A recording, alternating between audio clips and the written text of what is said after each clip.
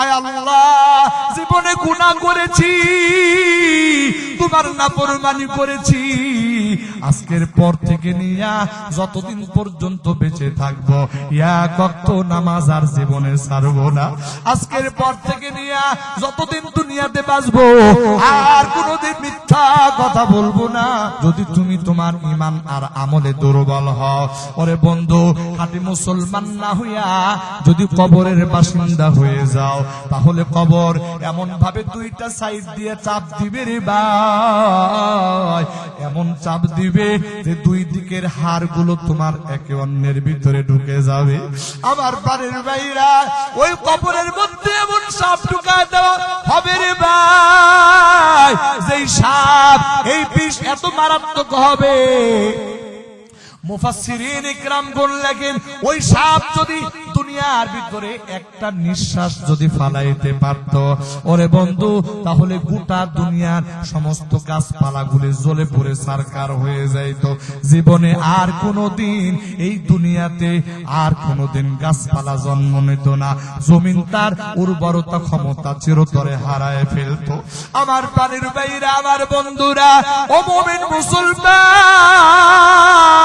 একটু গভীর ভাবে খেয়াল করো রে ভাই, এই রকম বিষাক্ত সাপ যদি তোমাকে আমাকে দংশন করে, তাহলে কার ক্ষমতা আছে এটা বরদাস্ত করার মতো? ওরে বন্ধু, ওই কবরের ভিতরে আমার আল্লাহ এমন ফেরেশতা নিয়োজিত করবে, এত জোরে জোরে পিটাইতে আরম্ভ করবে, আল্লাহ চিৎকার করতে থাকবে, কিন্তু এই চিৎকারের আওয়াজ তার কানে যাবে না।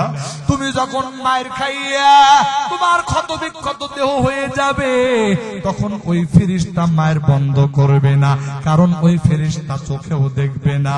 ওরে বন্ধু, এই রকম ভাবে কবরের আযাব চলতে থাকবে। আল্লাহর বান্দা, এটা বরদাস্ত করার ক্ষমতা যেমন আমার নাই, এটা বরদাস্ত করার ক্ষমতা কারো নাই। যদি এটাই মেনে থাকি, তাহলে আল্লাহর বান্দা, আজকের এই মাহফিল থেকে আমরা আমার আল্লাহর কাছে প্রতিজ্ঞা করতে চাই, আয় আল্লাহ, জীবনে গুনাহ করেছি, তোমার নাফরমানি করেছি, আল্লাহ গো, আজকে আমার দিলটা সাক্ষী দিতেছে এই মাহফিল আমার আল্লাহর দরবারে কবুল হয়ে যাবে। ওরে বন্ধু, আল্লাহর বান্দারা এই প্রতিজ্ঞাটা করে যান, আজকের পর থেকে নিয়া যতদিন পর্যন্ত বেঁচে থাকবো এক ওয়াক্ত নামাজ আর জীবনে ছাড়বো না। আল্লাহর বান্দা, আল্লাহর ভয় যদি অন্তরের ভিতরে বসে যায়, তাহলে দুনিয়াতে যত কাজ করবে প্রতিটা কাজের শুরুতে আল্লাহর বান্দা তাহকিক করে নেবে, এই যে কাজ আমি করব, এই কাজ আমার দৃষ্টিতে, ইসলামী শরীয়তের দৃষ্টিতে এটা জায়েজ নাকি না জায়েজ, এটা কি হক নাকি এটা বাতিল, এই দুইটা জিনিস বান্দা জানার পরে সিদ্ধান্ত নেবে। আমার প্রাণের ভাইরা, আমার বন্ধুরা, এরপরে আমার আল্লাহ বলতেছে, বান্দা, যদি তোমার অন্তরের ভিতরে তাকওয়ার গুণ অর্জন হয়ে যায়, তাহলে আমি আল্লাহ ফুরকান দান করব, আর একটা জিনিস দান করব। আমার আল্লাহ বলতেছেন, وَيَجْعَلْ لَكُمْ فُرْقَانًا وَيُكَفِّرْ عَنكُمْ سَيِّئَاتِكُمْ। আমার আল্লাহ বলে, বান্দা, যদি তোমার ভিতরে তাকওয়ার গুণটা ঢুকে যায়, তাহলে আমি আল্লাহ এই তাকওয়ার বরকতে তোমার জীবনের গুনাহ খাতাগুলি মাফ করে দেব। একটু আওয়াজ দিয়া জোরে জোরে বলেন সুবহানাল্লাহ। প্রাণের ভাইরা, আমার বন্ধুরা, আমার অন্য এক আয়াতের মধ্যে আমার আল্লাহ বলতেছেন, ওয়া মাইয়াত্তাকিল্লাহা ইয়াজআল লাহু মাখরাজা। আমার আল্লাহ বলতেছে, ও বান্দা, যার অন্তরের ভিতরে তাকওয়ার গুণটা অর্জন হয়ে যাবে, ওই বান্দারে আমি আল্লাহ সব কিছু থেকে হেফাজত করব। একটু আওয়াজ দিয়া জোরে জোরে বলেন সুবহানাল্লাহ। আমার প্রাণের ভাইরা, আমার বন্ধুরা, আমার আল্লাহ এই বিষয়ে কত সুন্দর কথা বলেছেন, যেই বান্দার অন্তরের ভিতরে তাকওয়ার গুণ ঢুকে ঢুকে যাবে, ওই বান্দাকে আমার আল্লাহ যত প্রকার আপদ বিপদ, যত প্রকার গুনাহের পরিবেশ হয়, সকল প্রকার গুনাহের পরিবেশ থেকে আমার আল্লাহ ওই বান্দাকে হেফাজত করবে। একটু আওয়াজ দিয়া জোরে জোরে বলেন সুবহানাল্লাহ। প্রাণের ভাইরা আমার, বন্ধুরা আমার, এই ব্যাপারে ছোট্ট একটা ঘটনা শোনাতে চাই রে ভাই। ভারতের দারুল উলুম দেওবন্দের মাদ্রাসার একজন ছাত্র মাদ্রাসায় লেখাপড়া করে আলেম হইতেছে। ওরে বন্ধু, এই ছাত্রটার অন্তরের ভিতরে বড় আল্লাহর ভয়, মানে তার অন্তরের ভিতরে তাকওয়ার গুণটা বড় বদ্ধমূল হয়েছিল। আল্লাহর বান্দা প্রতিদিন সকালবেলা মাদ্রাসায় যায়, আবার ক্লাস শেষ করিয়া আল্লাহর বান্দা আবারও চলে আসে। আমার প্রাণের ভাইরা, আমার বন্ধুরা, এই যাওয়া আর আসার পথে এরে ভাই, ওই ছাত্রটা চেহারাটা বড় সুন্দর ছিল, মুখের মধ্যে দাড়ি ছিল, কালো কুচকুচা দাড়ি, চেহারাটা বড় সুন্দর ছিল, নুরানি চেহারা। ওরে বন্ধু, ওই ছাত্রটা যে পথ দিয়ে যাওয়া আসা করত, ওই পথের পাশেই একটা দুষ্ট মহিলার বাড়ি ছিল। প্রতিদিন ছাত্রটা মাদ্রাসায় যায়, আবার আসার পথে প্রতিদিন এই মহিলাটার ওই ছাত্রটার দিকে নজর দেয়। এইরকম সপ্তাহ যায়, এইরকম মাস যাইতেছে রে ভাই, এইরকম সময় যায়। ওই দুষ্ট মহিলার ভিতরে, ওই দুশ্চরিত্রা মহিলার ভিতরে এইরকম একটা খারাপ চিন্তা ঢুকে গেছে যে এই ছাত্রটা তার দরকার। ওরে বন্ধু, একদিন কাজের মহিলা রাস্তার ভিতরে দাঁড় করায় রাখছে। ওই ছাত্রটা যখন যাবে তখন তারে ছলে বলে কৌশলে ঘরের ভিতরে নিয়ে আসবা। ওরে বন্ধু, এবার কাজের মহিলা ডাক দিয়া বলতেছে, ও ভাই, আমার ঘরের ভিতরে একটা বাচ্চা মারাত্মক অসুস্থ, তুমি তালিবুল ইলম, তুমি আল্লাহর কোরআন পড়ো, নবীর হাদিস পড়ো, তোমার জবান দিয়া যদি তুমি ওই বাচ্চাটাকে একটু ঝেড়ে দাও, তাহলে আমার বিশ্বাস এতদিন ধরে ডাক্তারের কাছে নেই, ডাক্তার তার রোগ ভালো করতে পারে না, তুমি যদি কোরআনের আয়াত পড়ে একটু ফুক দাও, তাহলে আমার ওই বাচ্চাটা সুস্থ হয়ে যাবে। আমার প্রাণের ভাইরা, আমার বন্ধুরা, ওই মহিলা, ওই কাজের মহিলা এইরকম ভাবে ধোঁকা দিয়া মাদ্রাসার তালিবুল ইলমকে যখন বলল, ঠিক আছে কোথায়, বলো চলো আমার ঘরের ভিতরে। ঘরের ভিতরে নিয়ে গেছে। যেই ঘরের ভিতরে ঢুকছে, বাহির দিয়া ঘরের দরজাটা লাগায় দিয়েছে। ঘরের ভিতরে ঢুকার পর ওই যুবক মাদ্রাসার ছাত্র রে ভাই, ঘরের ভিতরে ঢুকার পর দেখতে পাইতেছে ঘরের ভিতরে একেবারে সুন্দরী রূপবতী একজন মহিলা অনেক সুন্দর করে সাজুগুজু করে বসে আছে। এবার ওই ছাত্রটা যখন ঘরের ভিতরে প্রবেশ করেছে, দরজা যখন বন্ধ করে দেওয়া হয়েছে, ওরে বন্ধু, এবার ওই মহিলা ডাক দিয়া বলে, তোমার জন্য আজ কতদিন ধরে অপেক্ষায় আছি, তোমারে বাগে আনতে পারি না, আজকে যখন তোমারে পেয়ে গেলাম, আর আমার মনের বাসনা পূরণ করতে কোনো বাধা নাই, আসো গো, আমার সাথে তোমার একটু মিলনের ব্যবস্থা হয়ে যাক। আমার প্রাণের ভাইরা, আমার বন্ধুরা, ওই ছাত্র এমন ভাবে, এইরকম ভাবে ওই মহিলার সামনে এমন ভাবে আটকা পড়ে গেছে। ছাত্র চিন্তা করলো, এখন যদি আমি কোনো কৌশল অবলম্বন না করি, ওরে বন্ধু, ছাত্র চিন্তা করলো এখান থেকে বাঁচা সম্ভব হবে না। ওই ছাত্র চিন্তা করলো, আমি তো আল্লাহর কোরআন পড়েছি, হাদিস পড়েছি, আল্লাহর ভয় আমার অন্তরের ভিতরে গেঁথে আছে, আর আমি যদি এইরকম একটা গুনাহের কাজ করি রে ভাই, আল্লাহর আদালতে আমি আমার চেহারাটা কেমন করে দেখাবো। ওই যুবকের অন্তরটা আল্লাহর ভয়ে কেঁপে উঠেছে, কারণ আমি এইখানে একটা কথা বলে রাখি, ওরে বন্ধু, এই রকম সুযোগ যদি আমাদের ভিতরে কারো আসতো, হয়তোবা ওই সুযোগটা আমি আপনি লুফে নিতে পারতাম, কিন্তু ওই যুবকটা নেয় নাই, কারণ ওই যুবকের অন্তরের ভিতরে আল্লাহর ভয়। আমার বাড়ির ভাইরা, আমার বন্ধুরা, ওই যুবক শোনো, আমি তোমার মনের বাসনা পূরণ করব, তবে তার আগে আমাকে একটু প্রস্তুত হতে দাও। বলো কি দরকার? বলো আমার একটু জরুরত সারতে হবে, টয়লেটে যাইতে হবে। বলে যাও, ওই যে ঘরের কোণার ভিতরে টয়লেট দেওয়া। যুবক যখন টয়লেটে গেছে, যুবকের অন্তরের ভিতরে তো আল্লাহর ভয়। একটু আওয়াজ দিয়ে বলেন, যুবকের অন্তরে কার ভয়? আর একটু জোরে বলেন, কার ভয়? وَمَن يَتَّقِ اللَّهَ يَجْعَل لَّهُ مَخْرَجًا।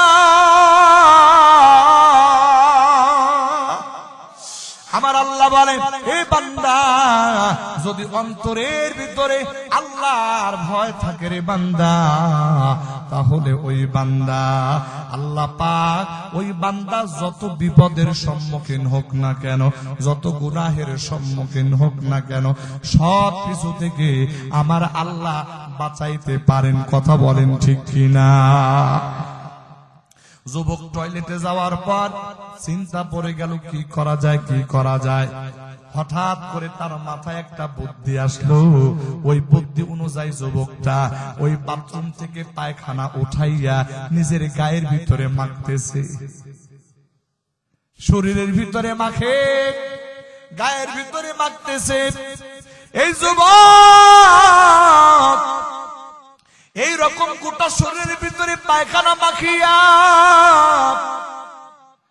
বাথরুম থেকে, টয়লেট থেকে বাহির হইয়া আল্লাহর বান্দা যখন ওই মহিলার সামনে চলে এসেছে, মহিলা যুবকের এই পরিস্থিতি দেখিয়া, যার প্রতি এত ভালোবাসা, মুহূর্তের ভিতরে ভালোবাসাটা পরিবর্তন হইয়া ভালোবাসার স্থলে ঘৃণা তৈরি হয়ে গেছে। ডাক দিয়া বলে, এই আহম্মদ, এটা তুই কি কাম করলি? আজকে যদি তুই আমার মনের বাসনা পূরণ করতি, তাহলে আমি তোরে কত পুরস্কার দিতাম।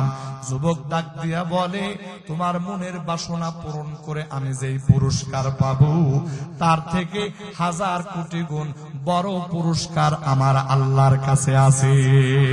আল্লাহু আকবার, আল্লাহু আকবার। প্রাণের ভাইরা, আমার বন্ধুরা, আমার ওই যুবক এই পরিস্থিতিতে ওই মহিলা আর যুবককে বরদাস্ত করতে পারে না।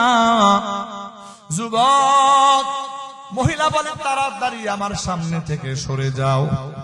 ওই যুবক তাড়াতাড়ি ঘর থেকে বাহির হইয়া নিজের বাড়িতে চলে গেছে। নিজের বাড়িতে যাইয়া সাবান দিয়া ডলে ডলে সুন্দর করে গোসল করছে। নতুন একটা জামা পরিধান করিয়া আবার যুবক মাদ্রাসায় যাইতেছে রে ভাই। মাদ্রাসায় যাইয়া ক্লাস করার জন্য বসে গেছে। উস্তাদ যখন ক্লাস করায়, একটু পর পর বলে, আজকে আমার ক্লাসের ভিতরে এত সুন্দর ঘ্রাণ পাইতেছি। ওরে বন্ধু, উস্তাদ যখন এই কথা বলে, তখন ছাত্রর অন্তরে কামড় ধরে। ছাত্র মনে করতেছে, উস্তাদ বুঝি ইয়ার্কি করতেছে, মস্কারা করতেছে। কেননা আজকে তো আমি আমার গায়ের ভিতরে পায়খানা মেখেছিলাম, হয়তোবা উস্তাদের নাকের ভিতরে দুর্গন্ধ লাগতেছে, যার কারণে উস্তাদ বুঝি দুর্গন্ধর জায়গায় সুগন্ধ কথাটা বলতেছে। আমার প্রাণের ভাইরা, আমার বন্ধুরা, একটু পর পর উস্তাদ বারবার বলতেছে, এত সুন্দর সুঘ্রাণ কার গায়ের ভিতরে আছে। এই কথাই যখন বলে, তখন ছাত্রটা মাথা নত করে দেয়, আর চিন্তায় পড়ে যায়, বুঝি আমার গায়ের দুর্গন্ধটার ব্যাপারে হুজুর এই কথা বলতে চায়। ওরে বন্ধু, এই পরিস্থিতি যখন কিছুক্ষণ চলল, উস্তাদ ক্লাস শেষ করবেন। ক্লাস শেষ করার পর উস্তাদ সকল ছাত্রদের উদ্দেশ্যে বললেন, শোনো, এই যে একটা সুগন্ধ, এই সুগন্ধটা আজকে কে লাগাইছো? আতরটা বড় সুন্দর আতর, ঘ্রাণটা বড় সুন্দর ঘ্রাণ, কে লাগাইছো?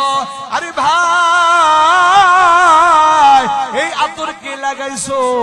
আতরের ঠিকানা বলে দাও, দোকানের ঠিকানাটা বলে দাও, এই আতরটা আমার লাগবে। কিন্তু কেউ কোনো কথা বলে না। ওরে বন্ধু, এখন একজন আর একজনের শরীরের দিকে একটু নাকটা লাগায়া চেক করতেছে কার ভিতরে এই ঘ্রাণ। সবাই চিন্তা করলো, সবাই যখন পরীক্ষা নিরীক্ষা করে নিশ্চিত হলো যে এই ছেলেটার গায়ের ভিতরে এই রকম সুন্দর ঘ্রাণ। হুজুর ডাক দেয়া বলে, ও মিয়া, এত সুন্দর ঘ্রাণ তুমি কোথা থেকে লাগাইছো? জীবনে এত সুন্দর ঘ্রাণ তো কোনোদিন পাই নাই। তাড়াতাড়ি বলো, কোন দোকান থেকে এই রকম সুন্দর আতরটা লাগায় আসছো? ওরে বন্ধু, এবার ছাত্র দাঁড়ায় গেছে রে। ছাত্র দাঁড়ায়া চোখের পানি ছেড়ে দিয়া ডাক দিয়া বলতেছে, হুজুর, আমি আসলে কোনো আতর তো আজকে লাগাই নাই, বরং আজকে তো আমার এমন একটা ঘটনা ঘটছে। এই কথা বলিয়া ওই যুবক হুজুরের সামনে বলতেছে, হুজুর, ওই মহিলার প্রস্তাব থেকে বাঁচার জন্য আমার মাথায় কোনো বুদ্ধি আসতেছিল না। হঠাৎ করে আমি বাথরুমে গেলাম, বাথরুমে যাওয়ার পরে আমার মাথায় বুদ্ধিটা আসছে। আমি আমার শরীরের ভিতরে পায়খানার দুর্গন্ধ মাখিয়া ওই বদকার মহিলা থেকে বেঁচে এসেছি। আমার প্রাণীর ভাইরা, আমার বন্ধুরা, ওই সময় হুজুর ওই ছাত্রকে ডাক দিয়ে বুকের মধ্যে জড়াইয়া তার কপালের মধ্যে চুমু খায়, তার দাড়ির ভিতরে চুমু খায়, আর ডাক দিয়া বলে, ও আমার ছাত্ররা, দেখো দেখো দেখো, এই ঘ্রাণ কোন দুনিয়ার আতরের ঘ্রাণ না। এই ঘ্রাণ দুনিয়ার কোন কোম্পানির তৈরি করা আতরের ঘ্রাণ নয়, বরং এই ঘ্রাণ আমার আল্লাহর জান্নাতের ঘ্রাণ। একটু আওয়াজ দিয়া জোরে জোরে বলেন আল্লাহু আকবার। প্রাণের ভাইরা আমার, এই জন্যই তো আমার আল্লাহ বলতেছেন, ওয়া মাইয়াত্তাকিল্লাহ ইয়াজআল লাহু মাখরাজা।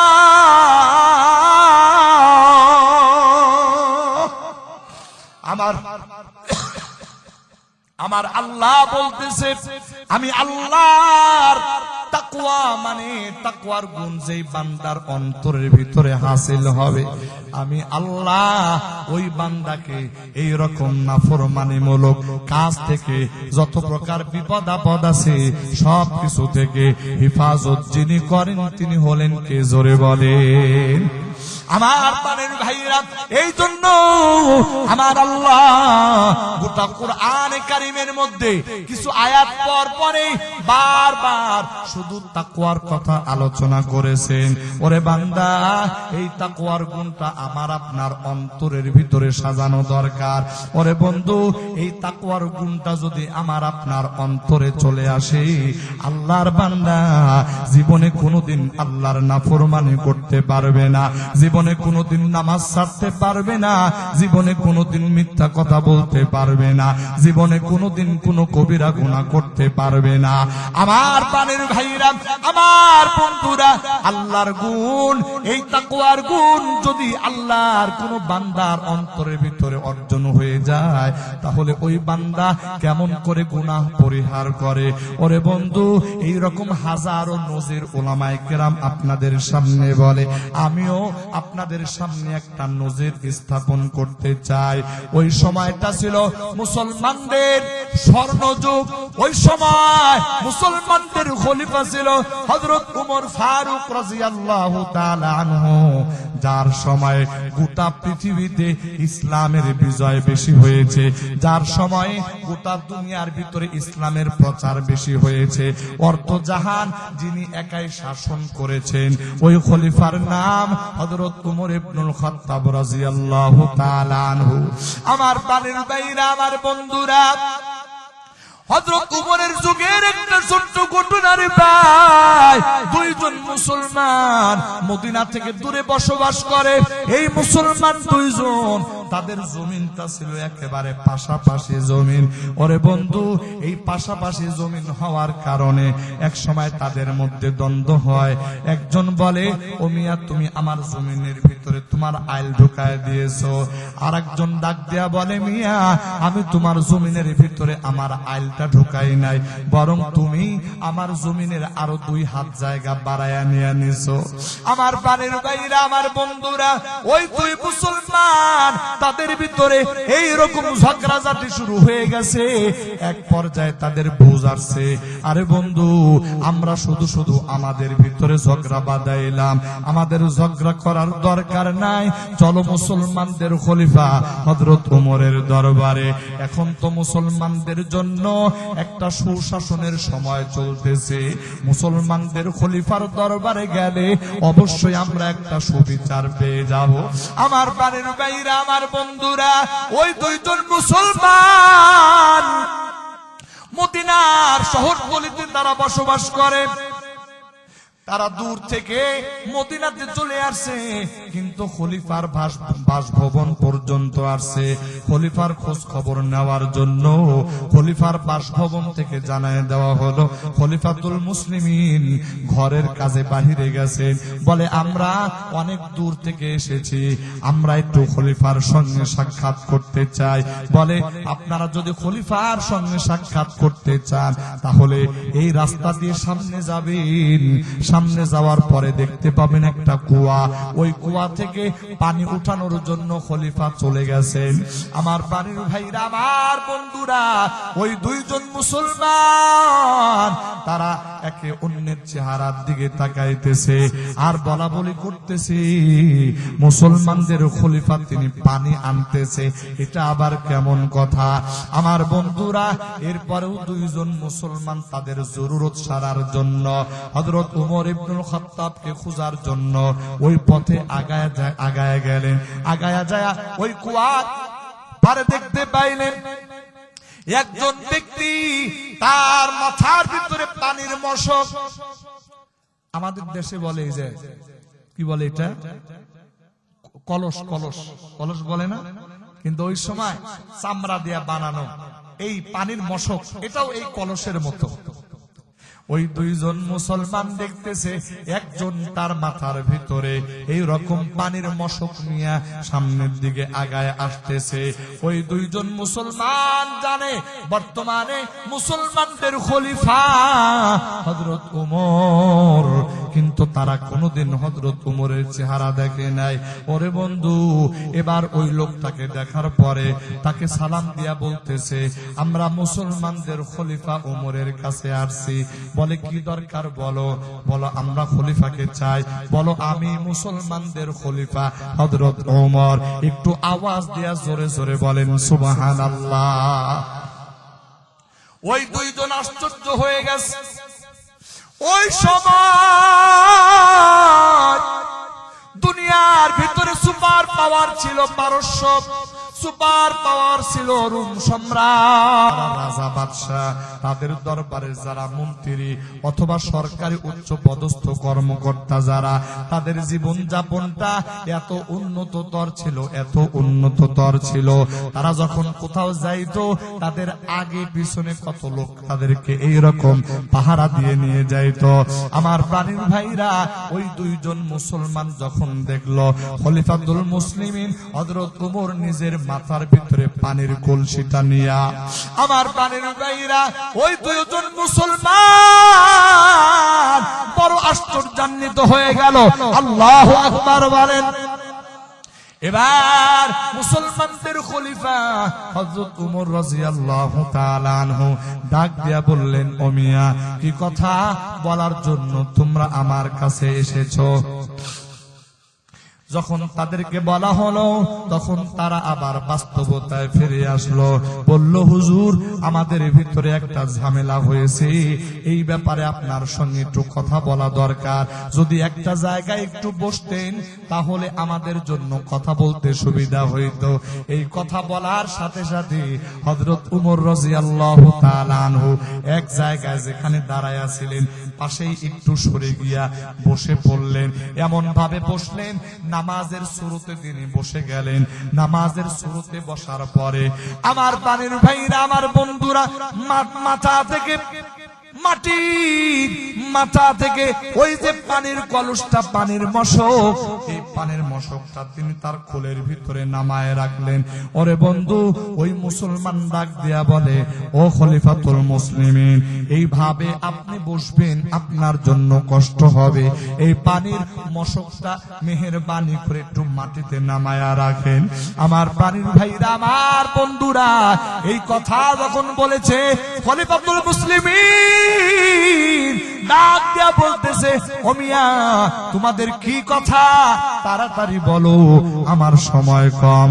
আমার বন্ধুরা, ওই মুসলমান ডাক দিয়া বলতেছে, হুজুর আমাদের কথা বলতে একটু সময় লাগবে, একটু মেহেরবানি করে আপনি যদি পানির মশকটা একটু নিচে নামায়া রাখেন তাহলে আমরা নিঃসংকোচে নির্ভয়ে আপনার সাথে একটু সময় নিয়ে কথা বলতে পারবো। আমার পানির ভাইরা, আমার বন্ধুরা, হযরত খলিফাতুল মুসলিমিন ওমর ডাক দিয়ে বলতেছে, এই পানির মশকটা নিচে নামানো যাবে না। বলে কেন? বলে এই পানির মশকের তলাটা ভিজা, এই জমিনের ভিতরে যদি আমি পানির মশকটা রাখি তাহলে ওই যে তলাটা ভিজা, এই পানি, এই জমিনের মাটি আমার এই কলসির নিচে লেগে যাবে, আর এই মাটিটা আমার অনিচ্ছায় আমার ঘরে চলে যাবে।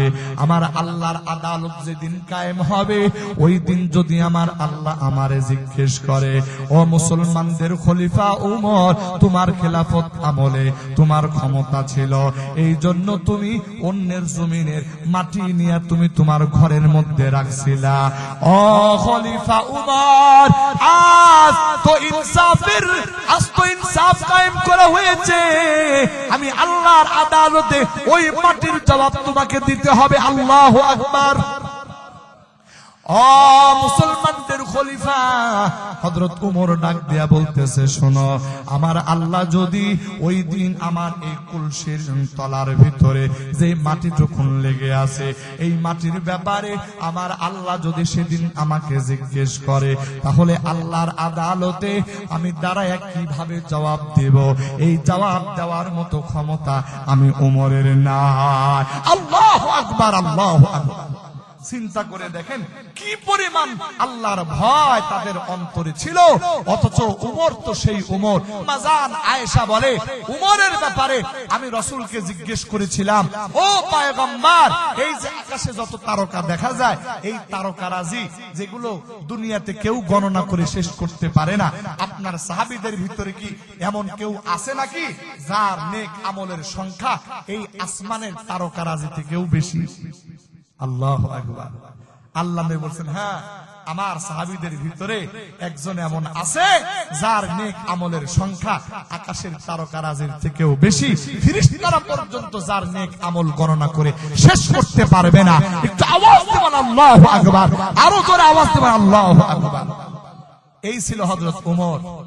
আল্লাহর রাসূল বললেন, সে আর কেউ না, সে হলো আমার সাহাবী হযরত ওমর রাদিয়াল্লাহু তাআলা আনহু। আমার প্রাণের ভাইরা, যেই ওমরের ব্যাপারে আল্লাহর রাসূল নিজের জীবদ্দশায় উমরকে জান্নাতি বলে গেছেন, যেই উমরের ব্যাপারে আল্লাহর রাসূল নিজের জীবদ্দশায় বলে গেছেন, আমি তো শেষ নবী, আমার পরে কোনো নবী নাই, লাউ কানা বাদি নাবিয়্যুন লাকানা উমর, আমার পরে যদি আল্লাহ পাক কাউকে নবুয়তি দিতেন তাহলে এই জন্য যোগ্য ব্যক্তি উমর ছিল। আল্লাহু আকবার। যেই উমরের এত মর্যাদা, সেই উমরের কলিজার ভিতরে কি পরিমাণ আল্লাহর ভয়। আল্লাহু আকবার। সামান্য একটু মাটি যেটা অসতর্কতা বশত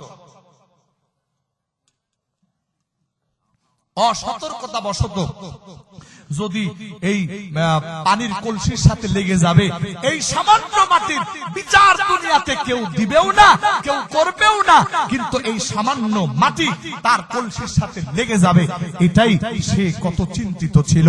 আল্লাহু আকবার, আল্লাহু আকবার। আজকে আমরা তো মুসলমান নিজেদেরকে দাবি করি, কিন্তু আমরা যখন বাদামওয়ালার কাছে বাদাম কিনতে যাই, মিয়া 10 টাকার বাদাম দাও, তো বাদাম চাইতে গেলে ওই লোক 10 টাকার বাদাম মাপতে মাপতে আমি আরো 3 টাকার বাদাম হাতের ভিতরে নিয়ে খাওয়া শুরু করি। আছে না নাই? আবার দেখা যায় মুড়িওয়ালার কাছে মুড়ি কিনতে গেছি, মিয়া মুড়ি লাগবে, 20 টাকার মুড়ি দাও, এই কথা বলে মুড়ির গাঁঠির ভিতরে হাতটা ঢুকায় দিয়ে আমি এক মুঠ মুড়ি মুখের ভিতরে নিয়ে নিলাম। কি বলেন, এরকম আছে না নাই? আছে। এগুলো যে আমরা করি, আপনি কি মনে করেন এই মুড়িওয়ালা কত টাকার পুঁজি নিয়ে নামছে? এই বাদামওয়ালা কয় টাকার পুঁজি নিয়ে নামছে? আমার মতো বদ্ধ ব্যক্তি যদি এইরকম 2 টাকার বাদাম মাংনা খেয়ে ফেলে, এইরকম এক মুঠ করে যদি 10 মুঠ মুড়ি যদি এইরকম খায়া ফেলে, তাহলে ওই লোকটার পুঁজি থেকে ঘাটতি আসবে না? আপনি একটা মুড়ি, এক মুঠ না, একটা মুড়ি ওই লোকের অসন্তুষ্ট নিয়ে খাইলেন, একটা বাদাম ওই বাদামওয়ালার অসন্তুষ্ট নিয়ে খাইলেন। আল্লাহর আদালতে এই একটা বাদামের জবাব, আল্লাহর আদালতে একটা মুড়ির একটা জবাব আল্লাহর কাছে আপনাকে দিতে হবে। চিন্তা করি না কখনো, ভাবি না কখনো, কোন মানুষের কোন জিনিস আমরা ব্যবহার করার ক্ষেত্রে সতর্কতা অবলম্বন করি না। এই জন্য তো আমার আল্লাহ বলেন, ইয়া আইয়ুহাল্লাযীনা আমানু ইয়া আইয়ুহাল্লাযীনা আমানু তাকুল্লাহা হাক্কা তুকাতিহি ওয়া লা তামুতুন্না ইল্লা ওয়া আনতুম মুসলিমুন।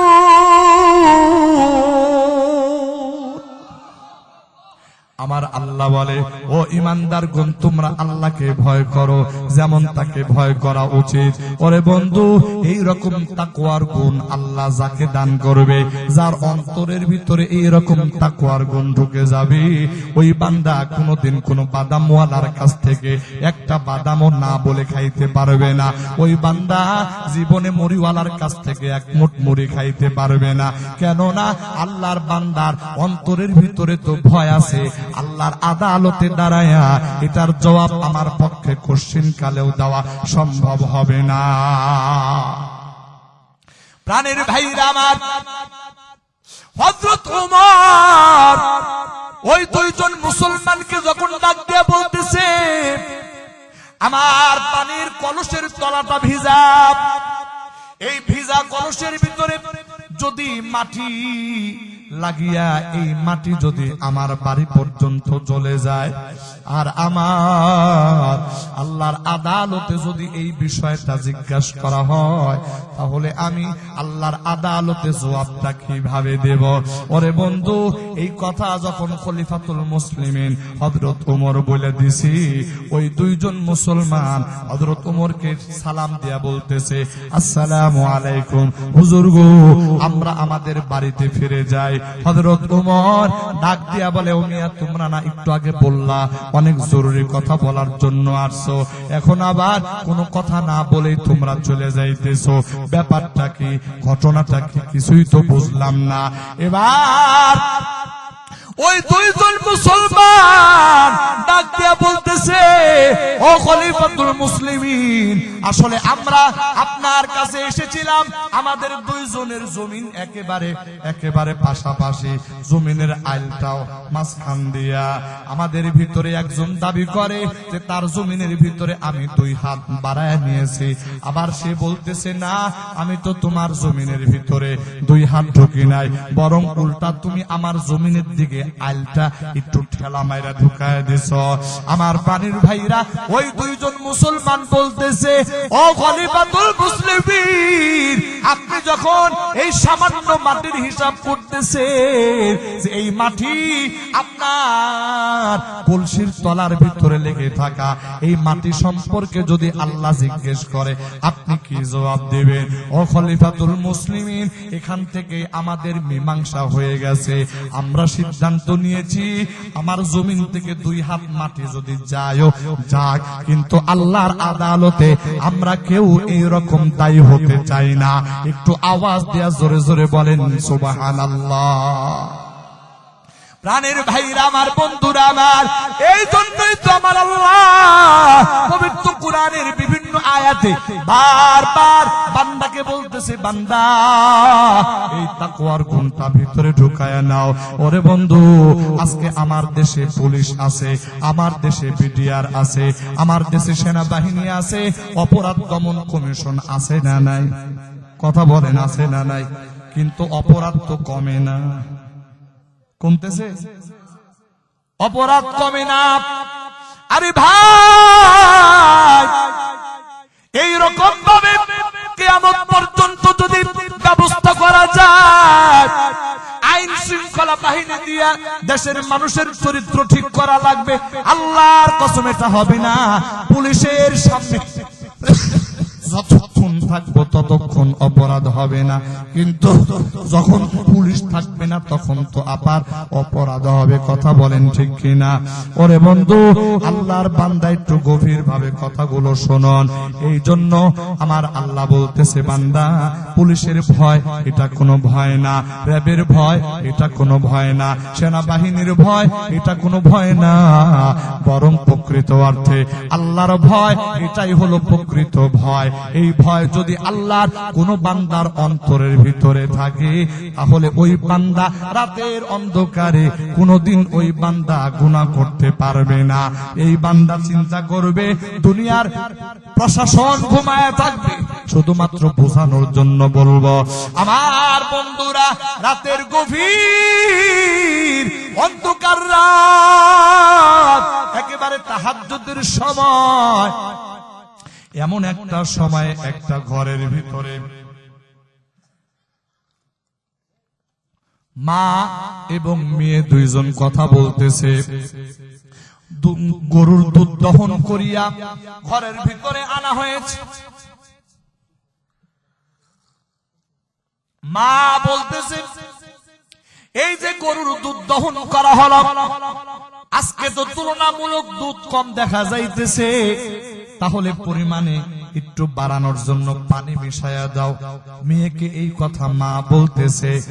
মেয়ে বলতেছে, মা আল্লাহ যতটুকুন দিছে এতটুকুনেই সন্তুষ্ট থাকো। বলে না, আজকে যদি আমাদের দুধ কম হয়, কম টাকা পাবো, আজকের দিন আমাদের চলতে বড় কষ্ট হবে, একটু পানি মিশাও না, কিচ্ছু হবে না। মেয়ে ডাক দিয়া বলে, ওগো মা, বাজারের ভিতরে সরকারের বাহিনী আছে, সরকারের বাহিনীর হাতে যদি ধরা পড়ে যায় তাহলে তো বিচার হবে। আমার ওই মা ডাক দিয়া বলতেছে, সরকারের বাহিনী তো এখন দেখতেছে না, তারা তো আমাদেরকে কেউ জানে না আমাদের সম্পর্কে। ওরে বন্ধু, এই কথা যখন মা তার মেয়েকে বোঝাইতেছে, মা বলতেছে, মা মেয়ে বলতেছে, মা এই খবর যদি খলিফাতুল মুসলিমিনের কাছে যায় তাহলে কি হবে? মা বলতেছে, এখন তো কোনো র‍্যাব নাই, কোনো সেনাবাহিনী আমার ঘরে নাই, কে তার কাছে খবরটা পৌঁছাবে? আমার বাড়ির ভাইরা, মা এইরকম বারবার জোরাজুরি করতেছে, মেয়ে বারবার বোঝানোর চেষ্টা করতেছে। পরিশেষে বলে, মা খলিফাতুল মুসলিমিনের চোখ ফাঁকি দেওয়া যাবে। ওগো মা, এইরকম সেনাবাহিনীর চোখ ফাঁকি দেওয়া যাবে, র‍্যাবের চোখ ফাঁকি দেওয়া যাবে, সরকারি এই রকম লোকদের চোখ ফাঁকি দেওয়া যাবে। ওগো মা, তোমার কাছে জানতে চাই, আহকামুল হাকিমিন রব্বুল আলামিন, যিনি কুল কায়নাত সৃষ্টি করিয়া আবার এই কুল কায়নাতের দিকে নজর দিয়া রাখছে, ওগো মা বলো তো দেখি, ওই আল্লাহর নজর থেকে কি তুমি বাঁচতে পারবা নাকি? এই কথা যখন বলছে, মা নীরব হয়ে গেছে। সকালবেলা যখন দরবার শুরু, হযরত উমর রাদিয়াল্লাহু তাআলা আনহু রাতের অন্ধকারে এই খবরটা তার ঘরের কাছ থেকে শুনে আসছে। আল্লাহু আকবার বলেন। হযরত উমর এই খবরটা শুনে আসছে। আল্লাহু আকবার। দরবার শুরু। হযরত উমর বাহিনী পাঠায় দিয়েছে, ওই মেয়ে আর ওই মেয়ের মা দুজনকে নিয়ে আসে। যখন নিয়ে হাজির করছে, মেয়ের মা তো থরথর করে কাঁপতেছে। আরে আল্লাহ, কি এমন অন্যায় জানি করলাম, আজকে খলিফাতুল মুসলিমিনের সামনে আমাদেরকে দাঁড় করাইলো। মা আর মেয়ে দুজন থরথর করে কাঁপতেছে। হযরত ওমর ডাক দিয়ে বলে, ও মহিলা, রাতের অন্ধকারে কি কইছিলা? দুধে পানি মিশাইবা, দুধ বাড়বে, বেশি টাকায় বিক্রি করতে পারবা। মা ডাক দিয়া বলে, ওগো বাবা, আমার ভুল হয়ে গেছে, অন্যায় হয়ে গেছে। ও বাবা, এইরকম অন্যায় কোনদিন আর হবে না। আল্লাহর দিকে তাকায় আমারে ক্ষমা করে দাও। এবার খলিফাতুল মুসলিমিন হযরত উমর ডাক দিয়া বলে, তুমি তো অন্যায় করো নাই, অন্যায় করার কথা তুমি তুলছিলা, কিন্তু অন্যায় তো হয় নাই। অন্যায় হয় নাই কারণ তোমার মেয়ে, এই মেয়ের ভিতরে আল্লাহর ভয় ছিল। আল্লাহু আকবার। ওই মেয়েটা বারবার তোমাকে এই কথাই বোঝাইতেছে। ওগো আম্মা, উমর না দেখতে পারে, উমরের বাহিনী না দেখতে পারে, কিন্তু আহকামুল হাকিমিন আল্লাহর চোখ তুমি কেমন কইরা ফাঁকি দিবা? আমার প্রাণের ভাইরা, আমার বন্ধুরা, হযরত উমর ডাক দিয়া বলতেছে, শুনো রে মা, আমি চাই তোমার ঘরের যে মেয়েটা, যার অন্তরের ভিতরে আল্লাহর এত ভয়, যার অন্তরের ভিতরে আল্লাহর প্রতি এত আগাধ ভালোবাসা, ওই মেয়ে কোনো সাধারণ মেয়ে হইতে পারে না। ওই মেয়ের সঙ্গে আমার ছেলে আব্দুল্লাহর বিবাহ আমি বরায়া দিতে চাই। একটু আওয়াজ দিয়া জোরে জোরে বলেন আল্লাহু আকবার। প্রাণের ভাইরা, আমার বন্ধুরা, আমার ওই মেয়ে খলিফাতুল মুসলিমিন হযরত উমর রাদিয়াল্লাহু তাআলা আনহু তার সন্তান আব্দুল্লাহর সঙ্গে বিবাহ করায় দেয়। ওরে বন্ধু, এটাই হলো তাকওয়ার পুরস্কার। একটা সাধারণ ঘরের মেয়ে খলিফার ঘরের বউ হয়ে গেছে। আমার প্রাণের ভাইরা, পরবর্তীতে ওই মেয়ের গর্ভে আল্লাহ পাক রব্বুল আলামিন হযরত উমরের পরে উমরে সানি, উমর ইবনে আব্দুল আজিজকে ওই ঘরে আল্লাহ পাঠাইছেন। একটু আওয়াজ দেয়া জোরে জোরে বলেন সুবহানাল্লাহ। প্রাণের ভাইরা, আমার বন্ধুরা, আমার এই কথা আমি বুঝাইতে চাই রে ভাই, আল্লাহর কোন বান্দার অন্তরের ভিতরে যদি এই রকম তাকওয়ার গুণ থেকে যায়, তাহলে তো এটা তো এমন একটা দৌলত। ওরে বন্ধু, এই দৌলতে আমরা আল্লাহ পর্যন্ত পৌঁছাইতে পারি। আমার আল্লাহ এই আয়াতের শেষ অংশে বলতেছেন, ওয়ালা তামুতুন্না ইল্লা ওয়া আনতুম মুসলিমুন। আমার আল্লাহ বলতেছে, বান্দা, ওই তাকওয়ার দৌলত যাদের অন্তরের মধ্যে হাসিল হয়ে যাবে, তারা তো ইমানদারের একেবারে প্রথম কাতারের ইমানদার। আমার বন্ধুরা, এরপরে আমার আল্লাহ দুনিয়ার মানুষকে সতর্ক করে, এটা অনেক লম্বা চওড়া আলোচনা, শর্টকাট মাত্র 2 থেকে 5 মিনিটের ভিতরে আলোচনাটা সমাপ্ত করে দিতে চাই। ওরে বন্ধু, এই আয়াতের শেষ অংশে আমার আল্লাহ বলতেছেন, ওয়ালা তামুতুন্না, তোমরা মৃত্যুবরণ করিও না, ইল্লা, হ্যাঁ অবশ্যই মৃত্যুবরণ করা লাগবে, ওয়া আনতুম মুসলিমুন, তবে সাবধান সাবধান, পরিপূর্ণ মুসলমান না হয়ে কিন্তু মৃত্যুবরণ করিও না। আমার প্রাণের ভাইরা, আমার বন্ধুরা, এই আয়াত এটাও কিন্তু সাংঘাতিক সাংঘাতিক একটা আলোচনা। এই আলোচনা আমার আল্লাহ দুনিয়ার মানুষকে বড় সতর্ক করে করেছে, ও দুনিয়ার ইমানদার, তোমরা মুসলমান না হয়ে মৃত্যুবরণ করো না। ওরে বন্ধু আমার, আজকে আমাদের প্রধান অতিথি যেই কথাটা বলেছেন, বড় সুন্দর কথা বলেছেন, বড় চমৎকার কথা বলেছেন। যেই কথাগুলো বলেছেন এই কথাগুলোই মুসলমানদের আখলাক। ওরে বন্ধু, মুসলমান যদি মুসলমানের আখলাক নিয়ে আল্লাহর আদালতে যেতে না পারে, আরে ভাই আল্লাহর কসম, আল্লাহর কসম, আমার আল্লাহ দুনিয়ার ইমানদারদেরকে বলতেছেন, দুনিয়ার ইমানদার, আমি আল্লাহ কিন্তু নিজের হাতে আখিরাতকে সাজাইছি। ওরে বন্ধু, যদি নেক আমল নিয়া খাঁটি মুসলমান হইয়া যদি কবরে আসরে বান্দা, তাহলে আমি আল্লাহ কবর প্রশস্ত করে দিব। যদি তোমার ইমান আর আমলের মজবুত নিয়া এর বান্দা তুমি যদি কবরে আসো, তুমি যদি মৃত্যু বরণ করো, ওই কবর তোমার জন্য জান্নাতের টুকরা হয়ে যাবে, আর ওই কবরের সঙ্গে জান্নাতের যোগাযোগ স্থাপন হয়ে যাবে। ও বান্দা, ওই কবরের মধ্যে জান্নাতি বিছানার ব্যবস্থা হয়ে যাবে। আর যদি এর ব্যতিক্রম হয়, যদি তুমি তোমার ইমান আর আমলে দুর্বল হও, ওরে বন্ধু খাঁটি মুসলমান না হইয়া যদি কবরের বাসিন্দা হয়ে যাও, তাহলে কবর এমন ভাবে দুইটা সাইড দিয়ে চাপ দিবে রে ভাই, এমন চাপ দিবে যে দুই দিকের হাড়গুলো তোমার একে অন্যের ভিতরে ঢুকে যাবে। আমার বাড়ির ভাইরা, ওই কবরের মধ্যে এমন সাপ ঢুকায় দেওয়া হবে রে ভাই, যেই সাপ, এই বিষ এত মারাত্মক হবে, মুফাসসিরিন ইকরামগণ লেখেন, ওই সাপ যদি দুনিয়ার ভিতরে একটা নিঃশ্বাস যদি ফালাইতে পারত, ওরে বন্ধু, তাহলে গোটা দুনিয়ার সমস্ত গাছপালাগুলি জ্বলে পড়ে ছারখার হয়ে যাইত। জীবনে আর কোনোদিন এই দুনিয়াতে আর কোনোদিন গাছপালা জন্ম নিত না, জমিন তার উর্বরতা ক্ষমতা চিরতরে হারায় ফেলত। আমার প্রাণের ভাইরা, আমার বন্ধুরা, ও মুমিন মুসলমান, একটু গভীর ভাবে খেয়াল করো রে ভাই, এইরকম বিষাক্ত সাপ যদি তোমাকে আমাকে দংশন করে, তাহলে কার ক্ষমতা আছে এটা বরদাস্ত করার মতো? ওরে বন্ধু, ওই কবরের ভিতরে আমার আল্লাহ এমন ফেরেশতা নিয়োজিত করবে, এত জোরে জোরে পিটাইতে আরম্ভ করবে, আল্লাহ চিৎকার করতে থাকবে, কিন্তু এই চিৎকারের আওয়াজ তার কানে যাবে না। তুমি যখন মায়ের খাইয়া তোমার ক্ষত বিক্ষত দেহ হয়ে যাবে, তখন ওই ফেরেশতা মায়ের বন্ধ করবে না, কারণ ওই ফেরেশতা চোখেও দেখবে না। ওরে বন্ধু, এই রকম ভাবে কবরের আযাব চলতে থাকবে।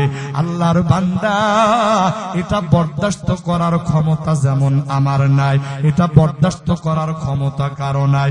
যদি এটাই মেনে থাকি, তাহলে আল্লাহর বান্দা, আজকের এই মাহফিল থেকে আমরা আমার আল্লাহর কাছে প্রতিজ্ঞা করতে চাই, আয় আল্লাহ, জীবনে গুনাহ করেছি, তোমার নাফরমানি করেছি, আল্লাহ গো, আজকে আমার দিলটা সাক্ষী দিতেছে এই মাহফিল আমার আল্লাহর দরবারে কবুল হয়ে যাবে।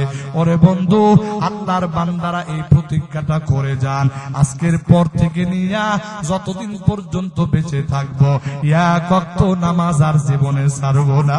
আজকের পর থেকে নিয়া যতদিন দুনিয়াতে বাঁচবো, আর কোনোদিন মিথ্যা কথা বলবো না। আজকের পর থেকে নিয়ে যতদিন দুনিয়াতে থাকবো, সুদ আর ঘুষ খাবো না, কেউ এইরকম মাদক সেবন করব না, কেউ কোন নারীর প্রতি এইরকম কুদৃষ্টি দিব না। আল্লাহর বান্দা, এইরকম প্রতিজ্ঞা করুন, আল্লাহ, অবৈধ উপায়ে আর অর্থ উপার্জন করব না, আয় আল্লাহ, জীবনে আর আপনার নাফরমানি করব না। কে কে রাজি আছো রে ভাই? দুইটা হাত আসমানের থেকে উঠায়া দাও। ও মালিক, এই রাত্র গভীরে তোমার বান্দারা দুইটা হাত তুলে প্রতিজ্ঞা করতেছে জীবনে আর নামাজ ছাড়বে না, আর কোনোদিন মিথ্যা কথা বলবে না, সুদ ঘুষ খাবে না, আল্লাহ মানুষের প্রতি জুলুম করবে না, তোমার হুকুমের নাফরমানি করবে না। আয় আল্লাহ, তোমার বান্দাদের এই তওবা তুমি কবুল করে নাও। আল্লাহ জীবনে কতবার তওবা করেছি রে মালিক, আবার তওবা ভঙ্গ করেছি, আজ তওবা করতেছি। এই তওবা যেন মৃত্যুর আগ পর্যন্ত যেন এই তওবার উপরে অটল থাকতে পারি গো আল্লাহ, মেহেরবানি করে তুমি তৌফিক দান করে দাও। জবান খুলে আওয়াজ দিয়া জোরে জোরে বলেন আমিন। আমার প্রাণের ভাইরা, আমার বন্ধুরা, আমার আল্লাহ বান্দাকে ডাক দিয়া বলে ইয়া ইবাদি আল্লাযীনা আসরাফু আলা আনফুসিহিম লা তাকনাতু মির রাহমাতিল্লাহ ইন্নাল্লাহা ইয়াগফিরুয যুনুবা জামিআ ইন্নাহু হুয়াল গফুরুর রহিম। আমার আল্লাহ বলে বান্দা, তোমার গুনাহ যদি উহুদ পাহাড় সমান হয়ে যায়, তোমার গুনাহ যদি এই রকম সমুদ্রের ফেনার সমতুল্য হয়ে যায়, ও বান্দা, এরপরেও আমি আল্লাহর রহমত থেকে নিরাশ হইবা না, বরং আমি আল্লাহর রহমতের আশা নিয়া গুনাহের জন্য অনুতপ্ত হইয়া আমি আল্লাহর দিকে ফিরে আসো বান্দা। আমি আল্লাহ কথা দিলাম, তুমি যদি এই রকম গুনাহ নিয়া অনুতপ্ত হইয়া আমি আল্লাহর দরবারের দিকে আসো রে বান্দা, আমি আল্লাহ কথা দিলাম তোর জীবনের গুনাহ খাতাগুলো মাফ করে দিব। আমার প্রাণের ভাইরা, আমার বন্ধুরা, আমার আল্লাহ কেমন গুনাহ মাফ করনেওয়ালা। আমার বন্ধুরা, মুসলিম শরীফের হাদিসের মধ্যে ছোট্ট একটা ঘটনা আছে। আল্লাহর একজন বান্দা 100 জন মানুষ হত্যা করেছে, নিরপরাধ মানুষ হত্যা করেছে। ওরে বন্ধু, এখন এই বান্দার অন্তরের ভিতরে এই রকম অনুশোচনা চলে আসছে, একদিন মরে যাবে, আল্লাহর আদালতে দাঁড়াইতে হবে, বিচার হবে রে বন্ধু। ওই বিচারে আল্লাহ যদি জিজ্ঞেস করে মানুষ হত্যা করলি, একজন মানুষের জান তুই দিয়ে দে, তাহলে তো আমার পক্ষে সম্ভব নয়। আমি আল্লাহর দরবারে চেহারাটা কেমন করে দেখাবো? আল্লাহর বান্দার অন্তরের ভিতরে অনুশোচনা শুরু হয়ে গেছে, খাওয়া বন্ধ হয়ে গেছে, ঘুম বন্ধ হয়ে গেছে,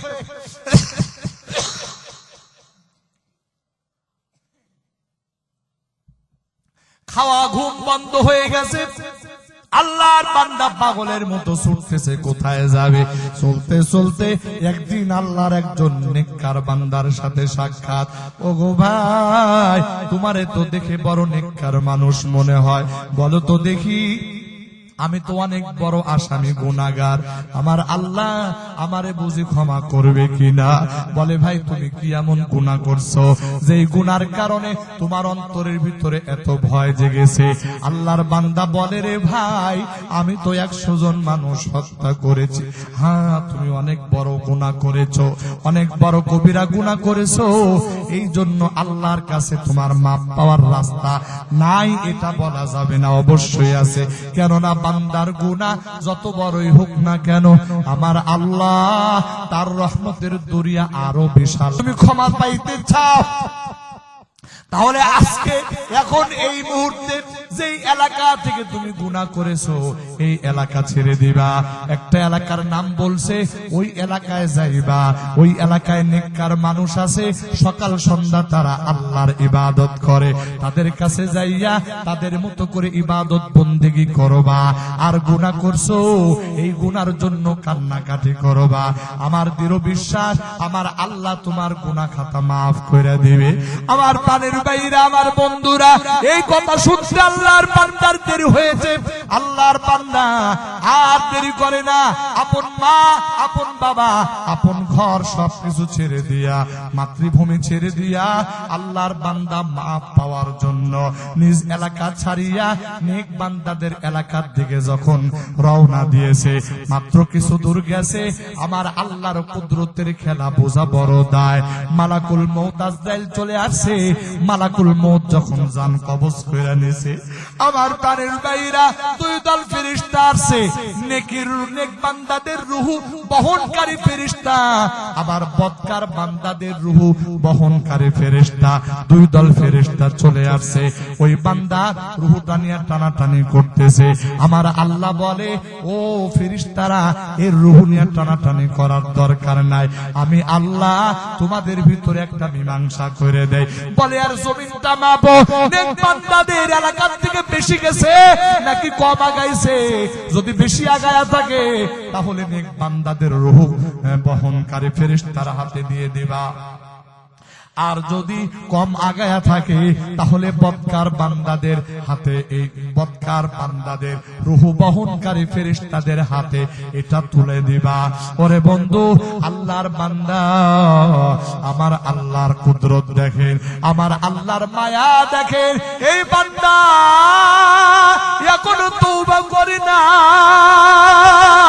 মাত্র তওবা করার জন্য আল্লাহর দরবারের দিকে সামান্য একটু অগ্রসর হয়েছে, আমার আল্লাহর রহমতের দরিয়ার ভিতরে ঢেউ শুরু হয়ে গেছে।